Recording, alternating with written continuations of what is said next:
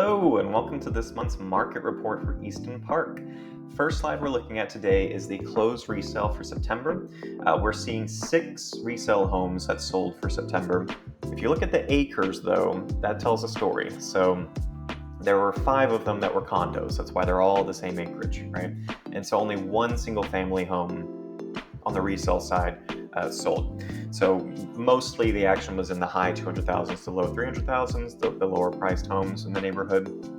And then just that one on Hubble Walk in Kiki Park sold after 147 days on market. If you look at the far right, you can get a sense of quite a few days on market for all of these properties. So if you are sitting on the market right now, hopefully your realtor is giving you updates each week and you just are aware that most homes are sitting there. Don't feel like something's wrong with your house if it's been there for a month or two. It's just the market we're in right now.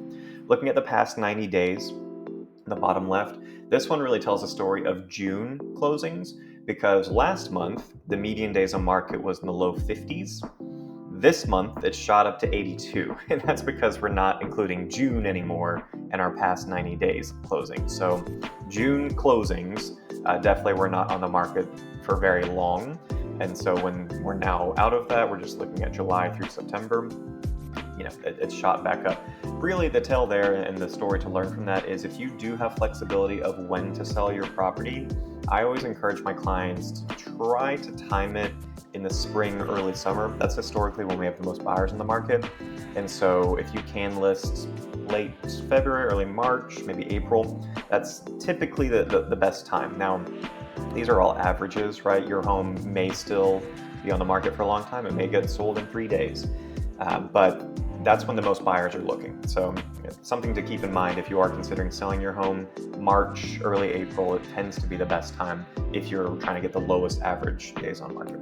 And then finally, bottom right here with drawn expired listings, we only have 4 this past month. The previous month we had 9.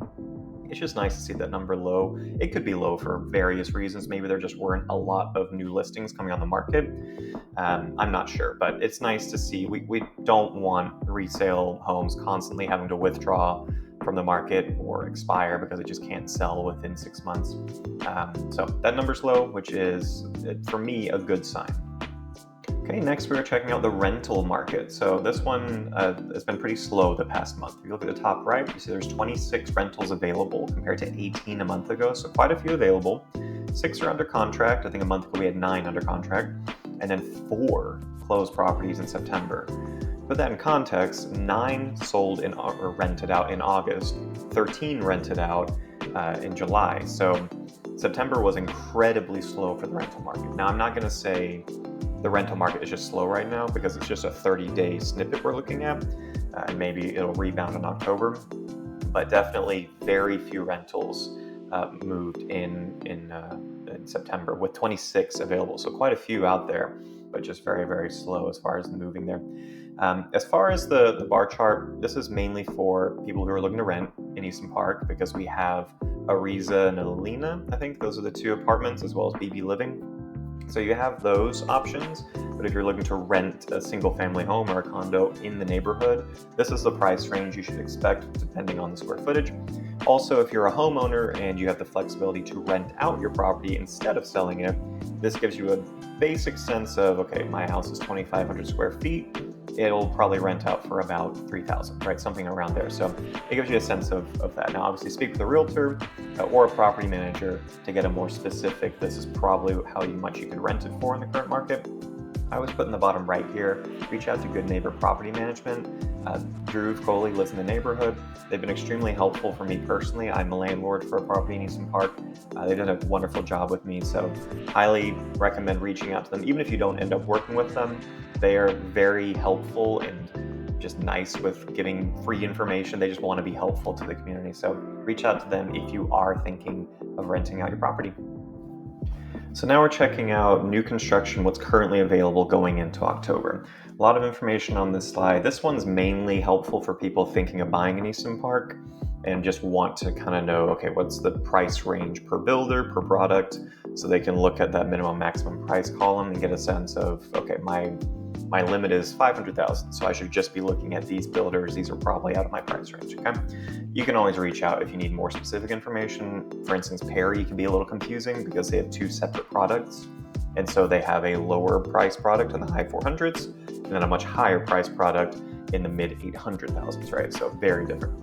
But I highlighted green, a couple things I wanted to point out that stood out to me from doing this from last month. So the first one is David Weekley. They have their two model homes currently available, and which is it's rare to have that. So definitely encourage you, if you are considering going the David Weekley route, going that townhome route, check out their model homes. It's also nice to just see it fully staged with the upgrades before you buy. They've lowered the price on both of those. The smaller one is about 475,000. It was 500, so they dropped it 25 grand. The higher one was 650. Now it's 620, so they dropped about 30 grand. Still not sure if it's completely worth that price. You'd have to see the amount of upgrades. They're really nice, so definitely check those out if you are shopping in that price range. Pacesetter. I actually highlighted this one because I had a conversation with someone a couple weeks ago who was waiting for Pacesetter to lower the price before she went for a property. And what I've learned from Pacesetter is they don't change the prices.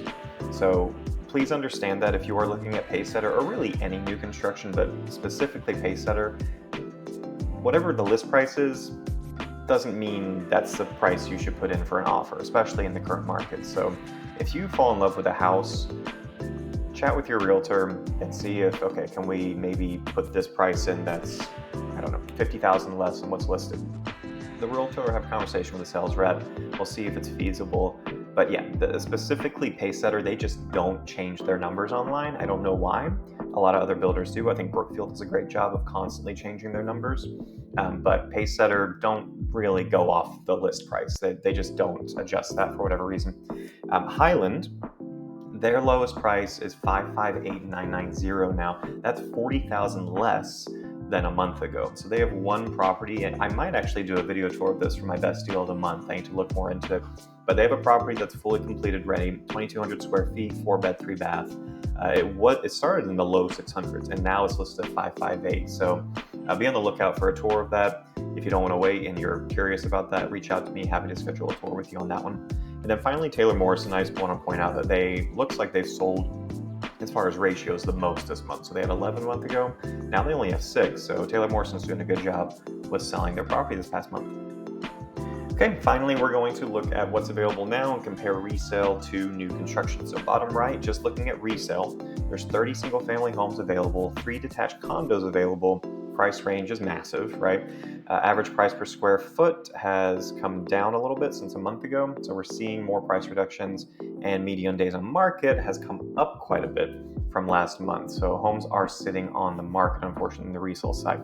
Looking on the left bar graph, I put this by square foot range, and then resale versus new construction average price per square foot. This is based on the multiple listing service data that I got from the Austin Park Realtors, so maybe a little different. Not all builders put all of their inventory on the MLS right away, okay? But just looking at this, you're seeing overall kind of what you would expect to see. You're seeing, as we get to larger homes, the price per square foot is coming down. That is normal. And you're seeing the resale is typically lower priced than the new construction. That's also very normal. Something to be aware of is, even though the new build is higher priced, because they can buy the rate down, it's usually a better deal for buyers. And so this is really important to know if you're thinking of selling your home or you're currently listing your home. If you see, for example, new construction, your builder is offering the exact same floor plan as you, comparable lot size, all of that, and they're offering it at 40,000 higher, then you may think, great, why would no one buy my house? It's 40,000 less. The issue is the interest rate. So if someone bought your house, they would get it at a 6.3% if they did a 30-year conventional loan, okay? If they went with the higher price $40,000 new build, they would get that at 4.99%, maybe a little lower. And so that difference in interest rate is meaning, even though that house is 40,000 higher, they're probably going to pay a lower monthly payment on that house. And so that's why resale is struggling right now, is because most people just can't compete with the tens of thousands of dollars builders are putting into buying rates down. So something to be aware of, especially if you're trying to sell in Easton Park in a new construction community. You need to be aware of what is the builder's incentives right now, and what can we do to probably not match, but what can we do to make buyers feel like our house is as good or if not better deal than what they're offering. So hopefully that makes sense to you all and helps you understand it's not just about the price. It really isn't. Interest rates and incentives, concessions, all of that plays a part into what a buyer's looking for when they finally pull the trigger and put in an offer on a home. Thank you guys for watching my video today. Hopefully you got some good information from this. If you are considering buying or selling property, not just in Easton Park, I service the whole greater Austin area. You can give me a call, shoot me a text, send me an email, or schedule a Zoom call. Love to help you and your family have a better understanding of the market, find a great deal if you're looking to buy, or have a really good game plan if you're looking to sell in this tough market. Until next time, hope to see you guys around town.